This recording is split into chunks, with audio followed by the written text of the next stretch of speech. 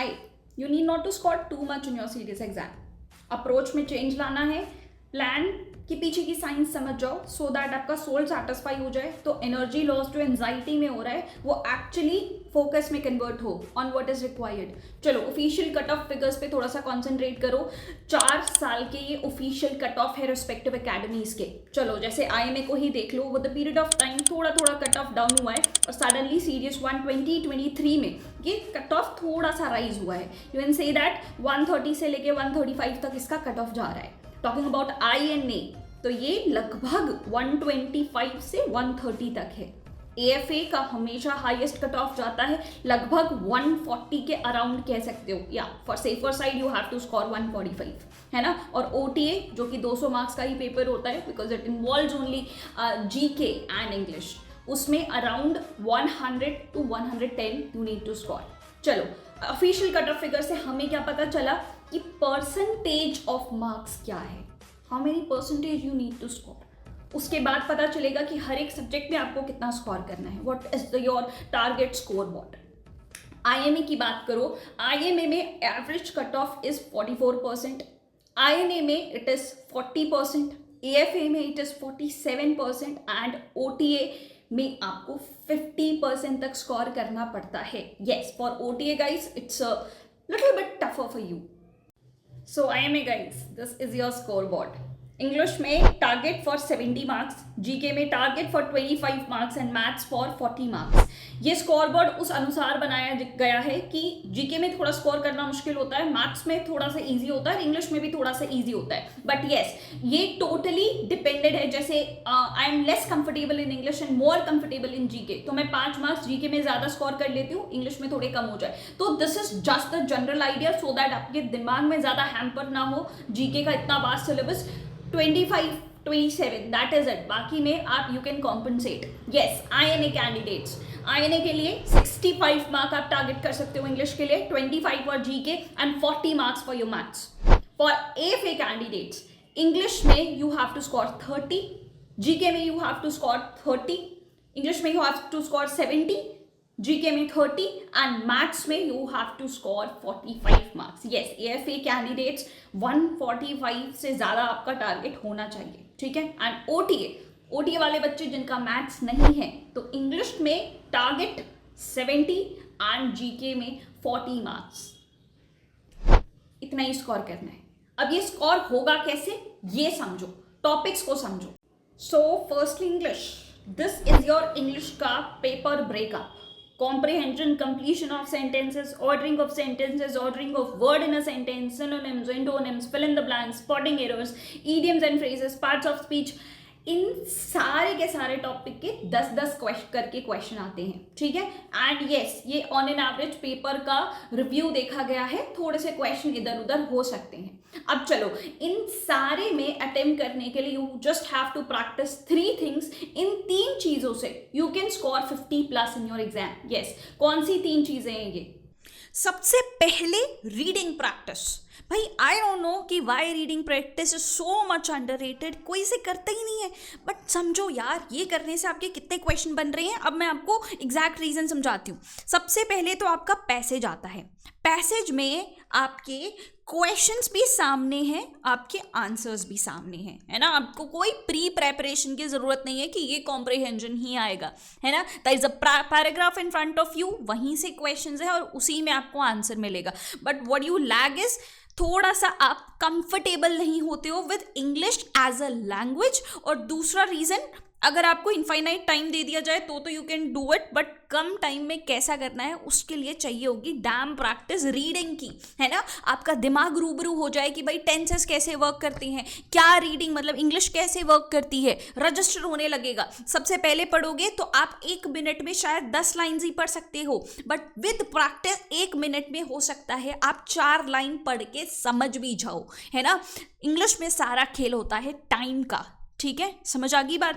Passage के आपके 15 question निकल गए। इसके अलावा PQRS के जो क्वेश्चन होते हैं, कितना टाइम इसमें जाता है आपका? Yes, it is about grammar also, but grammar से ज्यादा अगर आपकी रीडिंग प्रैक्टिस होगी ना तो आप बहुत ही ज्यादा एफिशिएंटली से सॉल्व कर दोगे। इंग्लिश का पेपर बहुत ज्यादा डिफिकल्ट नहीं होता, बस टाइम गलत तरीके से मैनेज कर लेते हो।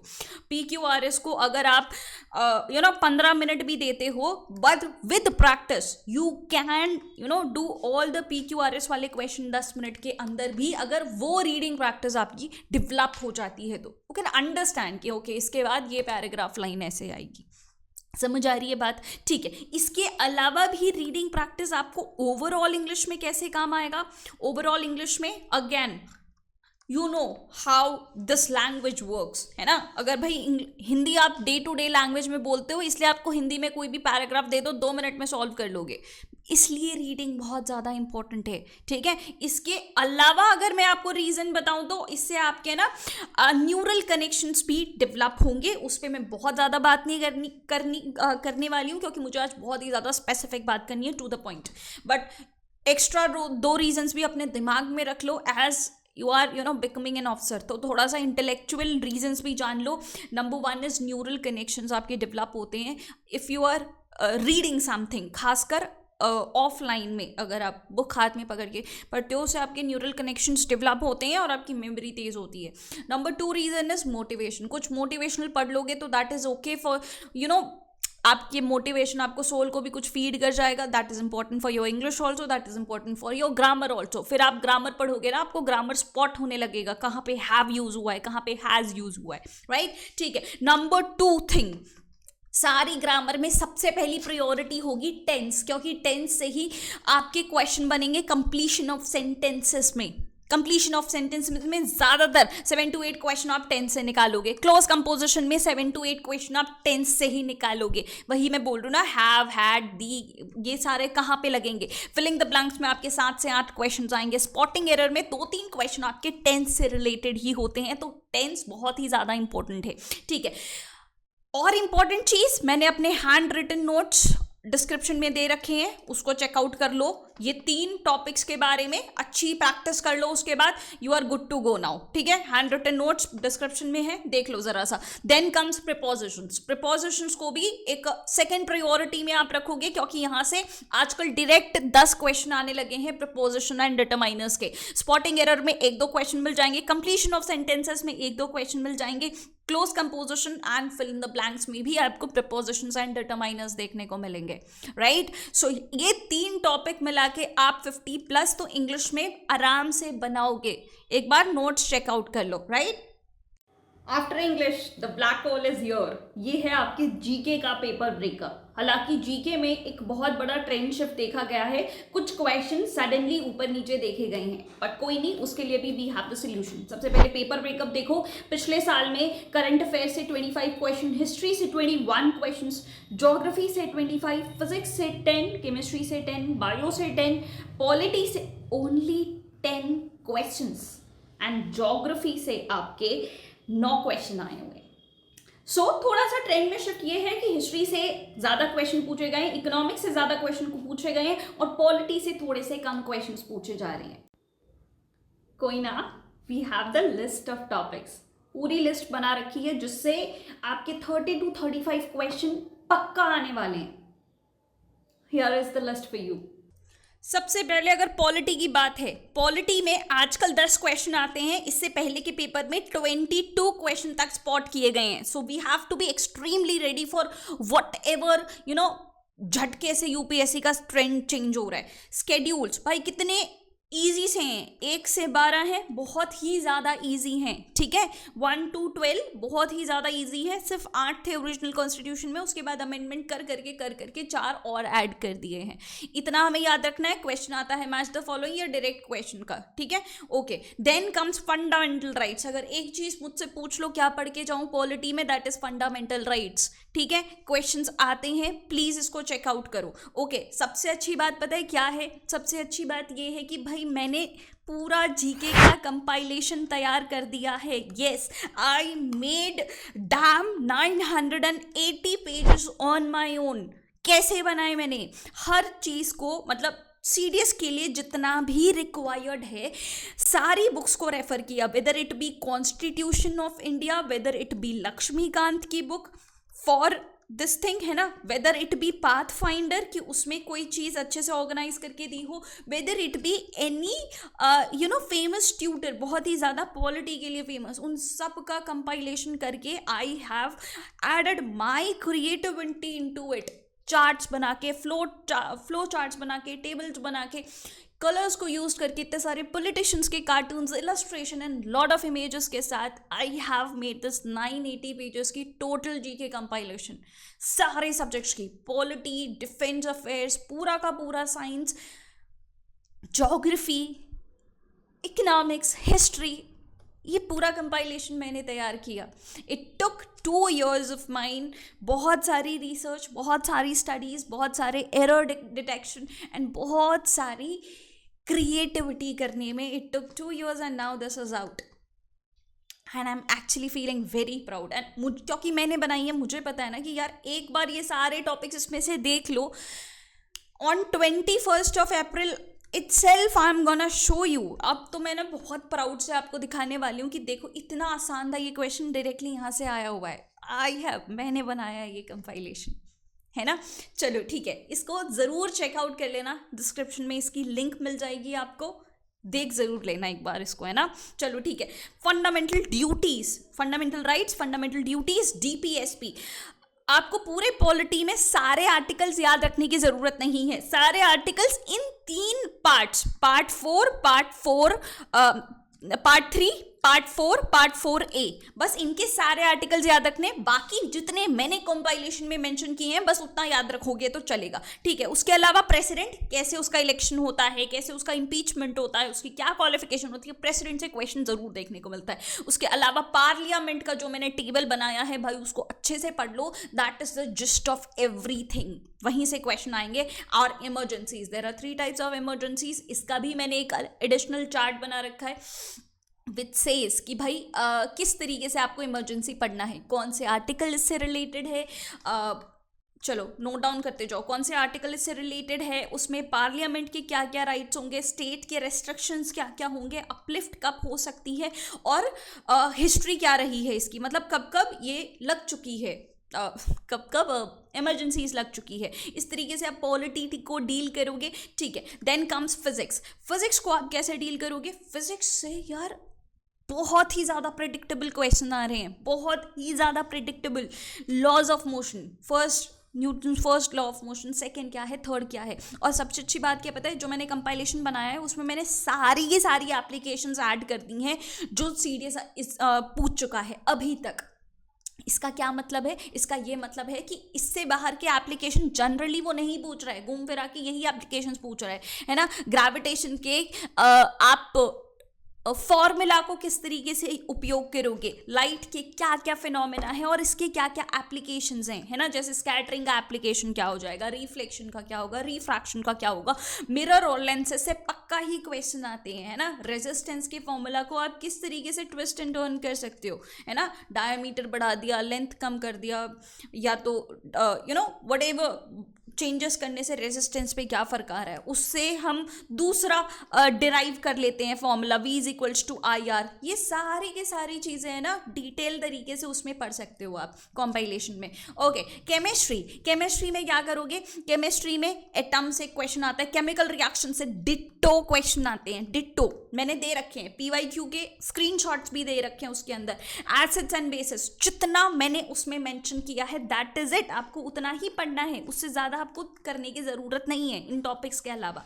बायोलॉजी की बात है, डिफिकल्ट लगता है आपको ये सारी चीज़ें, सब कुछ टेबल फॉर्मेट में बनाया हुआ है जो NCERT में पूरे चैप्टर्स हैं। I have made it into 1 to 2 pages, पूरा टेबल बना के।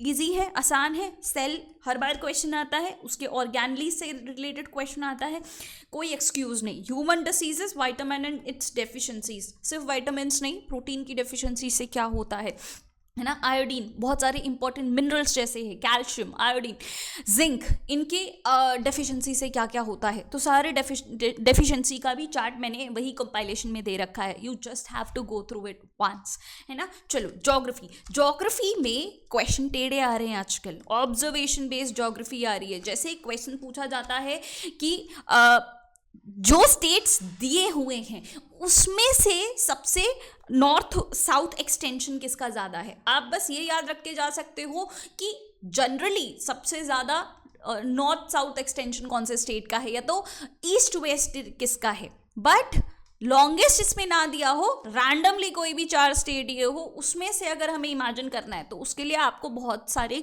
मैप ऑब्जर्वेशन चाहिए होंगे, तो उससे बेस्ड क्वेश्चंस आपके आएंगे। बाकी इसके अलावा अर्थ से रिलेटेड क्वेश्चन, कौन सा लैटिट्यूड कहाँ से पास होता है, क्या अर्थ का इंटीरियर है, ओशियन करंट के रीजंस क्या हैं, उसकी वजह से डेजर्ट फॉर्मेशन कैसे रिस्पॉन्सिबल है, ये स्टेटमेंट टाइप ऑफ क्वेश्चन है। वर्ल्ड मैप को पूरा ही स्टडी करना है, डेजर्ट्स कहाँ कहाँ है, ग्रासलैंड्स कौन से हैं, माउंटेन रेंजेस कौन कौन से हैं, इसके अलावा इंपॉर्टेंट पॉइंट्स कौन कौन से हैं, प्लेट्यूज कौन कौन से हैं, है ना, पूरे वर्ल्ड में इसके नाम जानने इंपॉर्टेंट है। एटमॉस्फेयर, लास्ट ईयर 2 क्वेश्चन पूछे गए थे क्लाउड से, I don't know this was the error और क्लाउड्स, सही में ये बहुत ज़्यादा क्वेश्चन यहाँ से आ रहे हैं। तो क्लाउड्स, एक तो इनके शेप हमें याद रखने हैं और इनका अल्टीट्यूड याद रखना है कि कौन सा क्लाउड हाईएस्ट होता है, मिडल होता है, लोवेस्ट होता है, पूरा चार्ट बना हुआ है इसका, है ना। कौन से एटमॉस्फेरिक लेयर्स में क्या क्या कैरेक्टरिस्टिक्स होती है, जैसे ट्रोपोस्फियर में वेदर फिनोमेना होता है, स्ट्रेटोस्फियर में ओजोन होता है, ओजोन के अलावा वहाँ पे फ्लाइंग के लिए भी इट इज़ सूटेबल, है ना। ड्रेनेज सिस्टम बहुत ही इम्पोर्टेंट और कंफ्यूजिंग भी, इसके लिए भी चार्ट दिया हुआ है मैंने। ओरिजिन कहाँ से होती है नदी, कौन कौन से स्टेट क्रॉस करती है, क्या क्या उसकी ट्रिब्यूटरीज हैं और कहाँ पे जाके ये अपना पानी डाइवर्ट करती है ना। कौन कौन से डैम्स इस पे बने हुए हैं, सब कुछ दिया हुआ है भाई। यू जस्ट नीड टू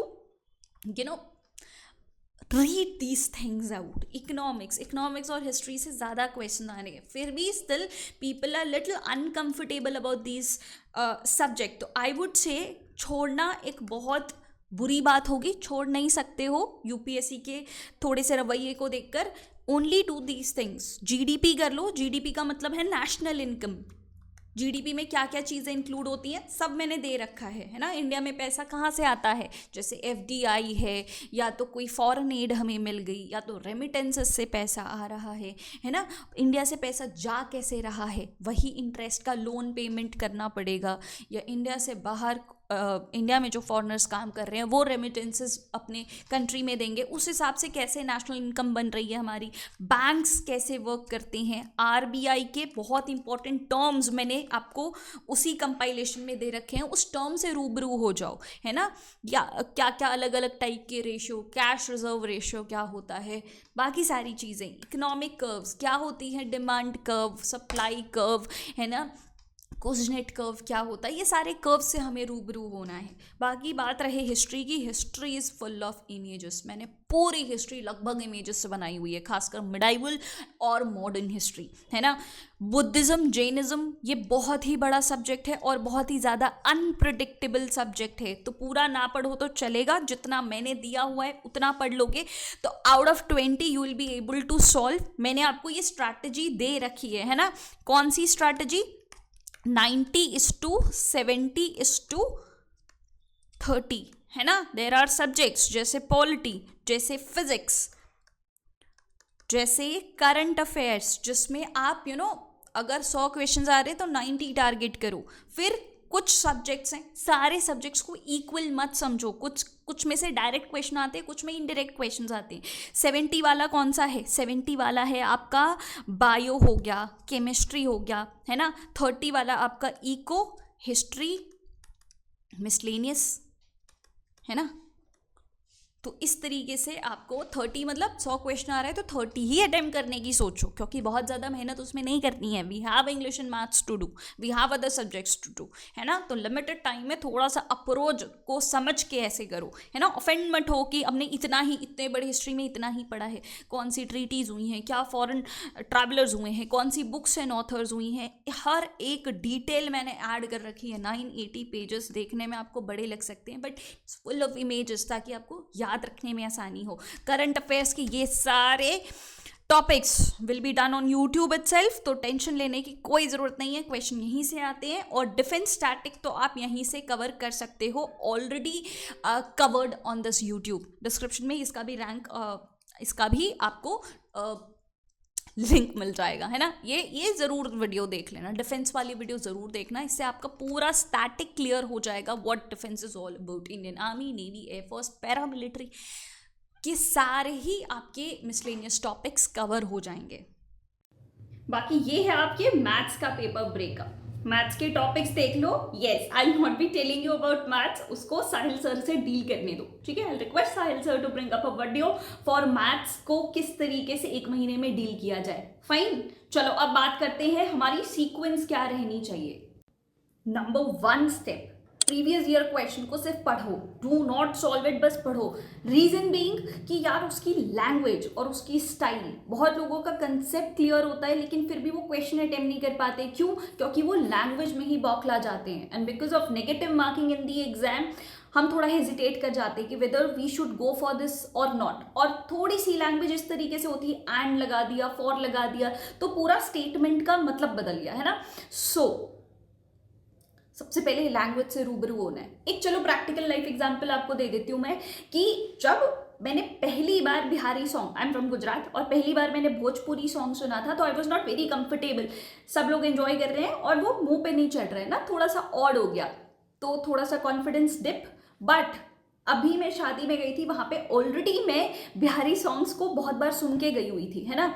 तो तब आई कैन वाइब वेल. क्यों? क्योंकि जब आप लैंग्वेज से थोड़ा सा रूबरू हो जाते हो, पहले से वो चीज़ें देख रखी होती है, तो आपका कॉन्फिडेंस डिप नहीं होता है. यू नो कि आप आगे क्या, आपके माइंड में, दिमाग में वो स्ट्रैटेजी होती है, वो लैंग्वेज से आप रूबरू हो जाते हो, है ना. बस यही करना है. लैंग्वेज रोज उसकी थोड़ी थोड़ी पढ़ोगे. Do not solve it again, I am telling you, just read it out. रोज थोड़े थोड़े क्वेश्चन रीड करोगे तो आप समझ जाओगे कि ओके इस लैंग्वेज में आपका क्वेश्चन आने वाला है. Step number 2, you have to clear your concept first, है ना. कि मैंने जितने भी टॉपिक्स आपको बताए ना, ये हर बार एग्जाम में रिपीट हो रहे हैं, हर बार रिपीट हो रहे हैं, और उसके पीछे की science you have to get it.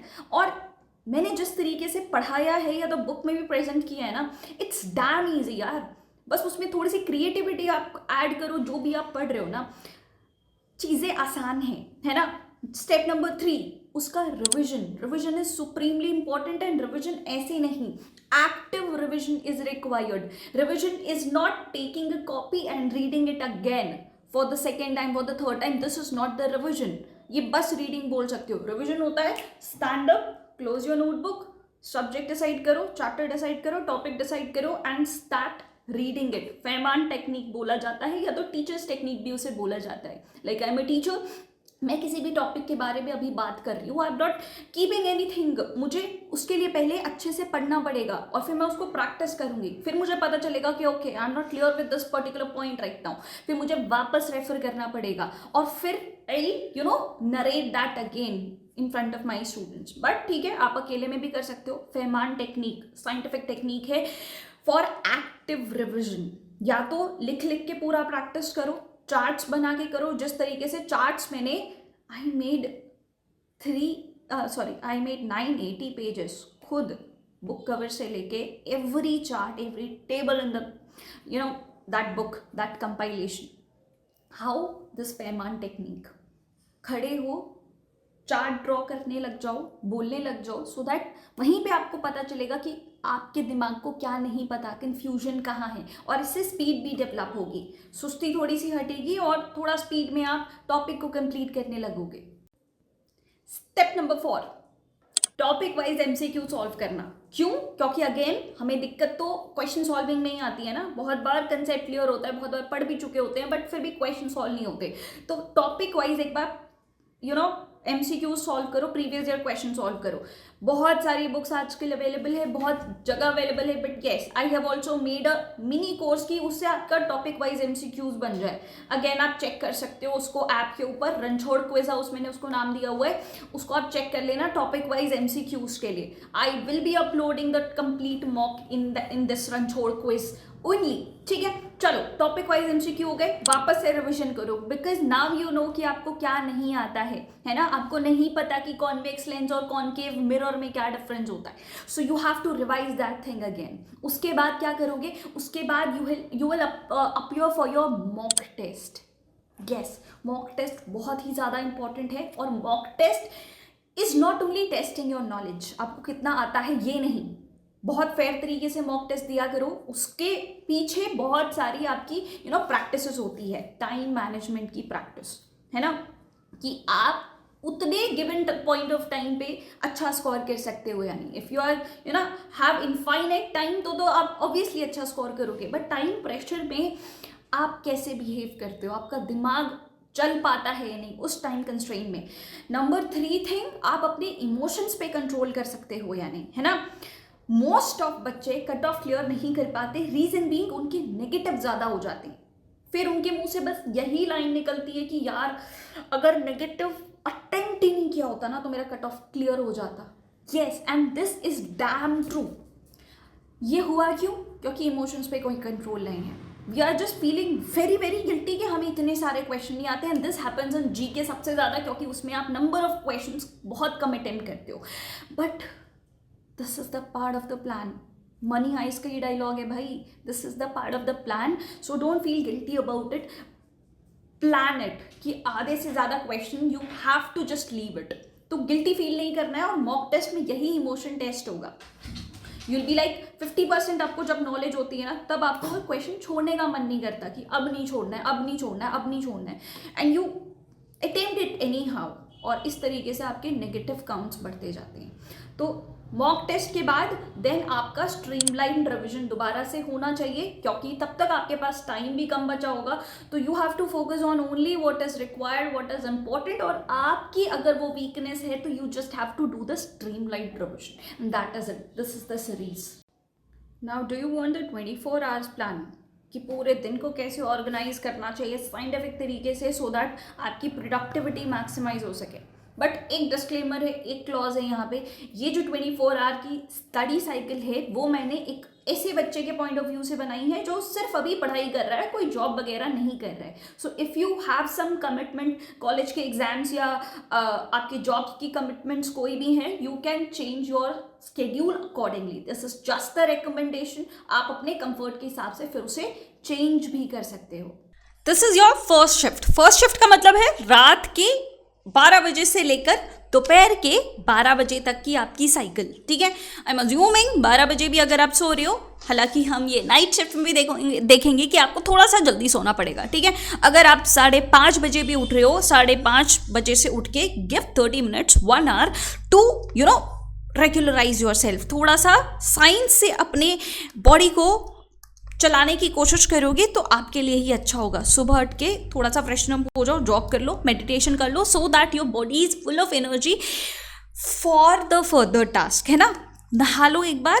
मुझे भी पहले लेट नहाने की ही आदत थी, बट जब से ये डेवलप किया है I have experience that new freshness and energy in me, है ना।